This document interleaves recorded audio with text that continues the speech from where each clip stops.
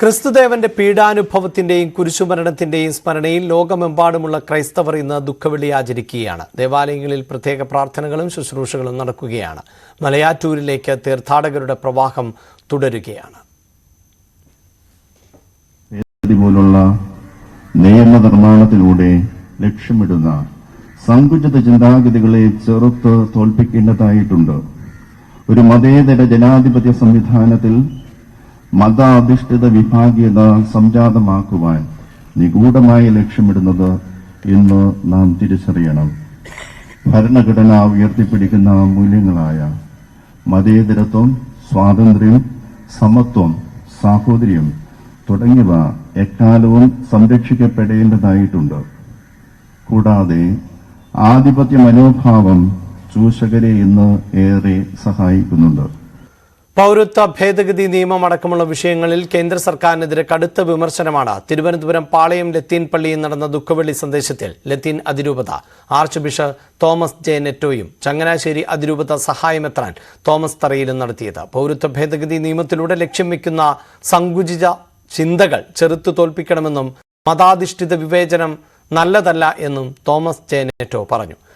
മതത്തിന്റെയും വർഗത്തിന്റെയും പേരിൽ ജനങ്ങളെ ഭയപ്പെടുത്തുന്ന ശക്തികളോട് ജാഗ്രത വേണം എന്നായിരുന്നു ചങ്ങനാശ്ശേരി അതിരൂപത സഹായമെത്രാൻ തോമസ് തറയിലിന്റെ സന്ദേശം. ഡാൻ കുര്യനും നവമി ദിനേശും ആണ് വാർത്തയുടെ വിശദാംശങ്ങളുമായി ചേരുന്നത്. ആദ്യം ഡാനിലേക്ക്. ഡാൻ, വളരെ പ്രധാനപ്പെട്ട സന്ദേശം ആണല്ലോ പുരോഹിതരുടെ ഭാഗത്ത് നിന്നുണ്ടായിട്ടുള്ളത്, അതും ഇത്തരമൊരു രാഷ്ട്രീയ സാഹചര്യത്തിൽ.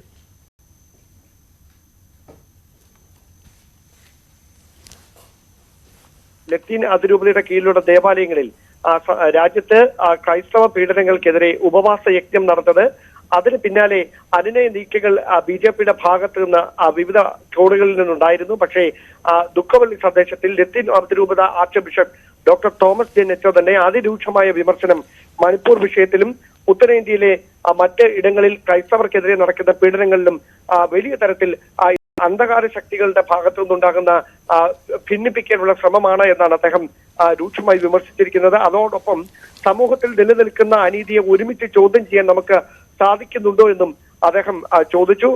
പൗരത്വ ഭേദഗതി നിയമത്തിന്റെ കാര്യത്തിൽ സഹോദരന്മാർക്ക് ഒപ്പം നിൽക്കാൻ കഴിയണം. മതാധിപത്യ സങ്കുചിത മനോഭാവം വളർത്തിക്കൊണ്ടുവരാൻ ശ്രമിക്കുന്നത് കാണാതെ പോകരുത്.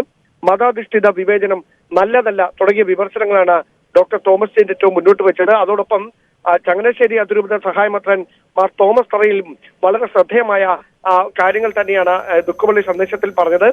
മതത്തിന്റെയും വർഗത്തിന്റെയും പേരിൽ ജനങ്ങളെ ഭയപ്പെടുത്തുന്ന ശക്തികളോട് ജാഗ്രത പുലർത്തണമെന്നും രാജ്യത്തെ ഒരു പൗരനെങ്കിലും ഭയപ്പെട്ട് ജീവിക്കുകയാണെങ്കിൽ അത് രാജ്യത്തിന്റെ പരാജയമാണെന്നും കുരിശ് സാഹോദര്യത്തിന്റെ ശക്തിയാണെന്നും അതിനെ പരാജയപ്പെടുത്താൻ നോക്കിയാൽ നടക്കുകയില്ല എന്നുമാണ് അദ്ദേഹം വ്യക്തമാക്കിയത്. എന്തായാലും ഈ തെരഞ്ഞെടുപ്പിലേക്ക് അടുക്കുന്ന ഒരു സാഹചര്യത്തിൽ ക്രൈസ്തവ സഭകളുടെ പ്രതിനിധികൾ ഇത്തരം പ്രസ്താവനകളുമായി രംഗത്ത് എത്തിയിരിക്കുന്നത് സ്വാഭാവികമായി രാഷ്ട്രീയ കേന്ദ്രങ്ങളിൽ വലിയ ചർച്ചകൾക്ക് വഴിവെക്കുമെന്ന് തന്നെയാണ് വിലയിരുത്തൽ. അഭിലാഷ്, റൈറ്റ്, അത്തരം പ്രസ്താവനകളാണ് പുരോഹിതരുടെ ഭാഗത്ത് നിന്നുണ്ടാകുന്നത്. നവമി കൊച്ചിയിൽ നിന്ന് ചേരുന്നുണ്ട്. നവമി, മധ്യകേരളത്തിൽ ക്രൈസ്തവ വിശ്വാസികൾ ഏറെയുള്ള പ്രദേശങ്ങൾ ആണ്. അവിടെ പ്രാർത്ഥനാ ചടങ്ങുകൾ എപ്രകാരം മുന്നോട്ടു പോകുന്നു, പ്രത്യേകിച്ച് മലയാറ്റൂർ പോലെയുള്ള ദേവാലയങ്ങളിൽ? അതോടൊപ്പം ഇത്തരം സന്ദേശങ്ങൾ പുരോഹിതരുടെ ഭാഗത്ത് നിന്ന് ഉണ്ടായിട്ടുണ്ടോ?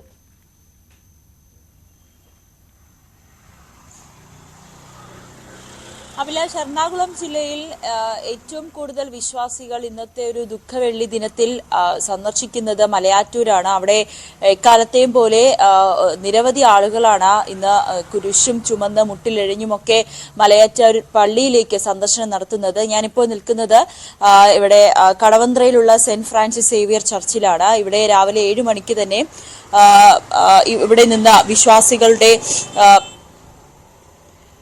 കുരിശിന്റെ വഴിയിലുള്ള യാത്ര ആരംഭിച്ചിരുന്നു. 7 മണിക്ക് തന്നെ ഇത് ചടങ്ങുകൾ ആരംഭിക്കുകയും ചെയ്തു. ഇത് നഗരം ചുറ്റി അല്പസമയത്തിനുള്ളിൽ തന്നെ ഇത് പള്ളിയിലേക്ക് പ്രവേശിക്കും. ഇവിടെ വിശ്വാസികളെല്ലാം എത്തിച്ചേർന്നിട്ടുണ്ട്. പ്രത്യേക പ്രാർത്ഥനാ ചടങ്ങുകളാണ് ഇനി പള്ളിയിൽ നടക്കുന്നത്.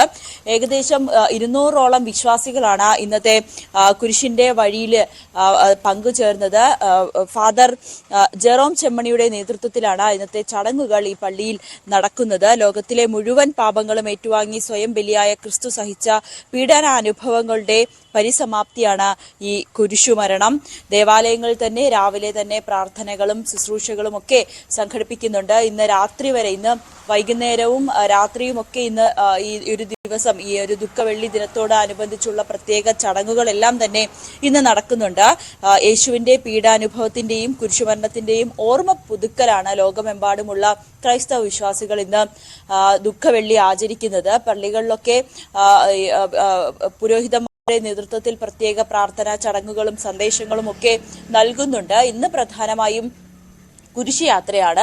കുരിശും ചുമന്നുകൊണ്ട് വിശ്വാസികൾ നഗരത്തിൽ പ്രദർശനം ചെയ്യും. അത് യേശു ക്രിസ്തു കുരിശു ചുമന്ന് നടന്നതിന്റെ ഒരു പ്രതീകമായി, ആ ഒരു ദിവസത്തിന്റെ പ്രതീകമായാണ് ഇന്ന് വിശ്വാസികൾ ആ ഒരു ദിവസത്തെ ആചരിക്കുന്നത്. അതിനുശേഷമായിരിക്കും പള്ളികളിലേക്ക് എത്തി പിന്നീട് പള്ളികളിൽ തുടർന്നുള്ള ചടങ്ങുകളായിരിക്കും ഇന്ന് പ്രധാനമായും നടക്കുക. ഇവിടെയുള്ള പള്ളിയിൽ, സെന്റ് ഫ്രാൻസിസ് പള്ളിയിലടക്കം വൈകുന്നേരം വരെ വിശ്വാസികൾ ഇവിടെ എത്തുന്നുണ്ട്. നിരവധി പ്രാർത്ഥനാ ചടങ്ങുകളും ശുശ്രൂഷകളും ഒക്കെ സംഘടിപ്പിക്കുന്നുമുണ്ട്. അഭിലാഷ്. നവമിയാണ് കൊച്ചിയിൽ നിന്ന് വാർത്തയുടെ വിശദാംശങ്ങൾ നൽകിയത്. കുരിശിന്റെ വഴിയിൽ യാത്ര ഇപ്പോഴും തുടർന്നുകൊണ്ടിരിക്കുകയാണ്. ദേവാലയങ്ങളിൽ പ്രത്യേക ശുശ്രൂഷകൾ നടക്കുന്നു. ഒപ്പം തെരഞ്ഞെടുപ്പ് സമയമായതുകൊണ്ട് തന്നെ സ്ഥാനാർത്ഥികൾ ഉൾപ്പെടെയുള്ളവർ വിവിധ ദേവാലയങ്ങളിൽ ഈ പ്രാർത്ഥനാ ചടങ്ങിന്റെ ഭാഗമാവുകയും ചെയ്യുന്നുണ്ട്.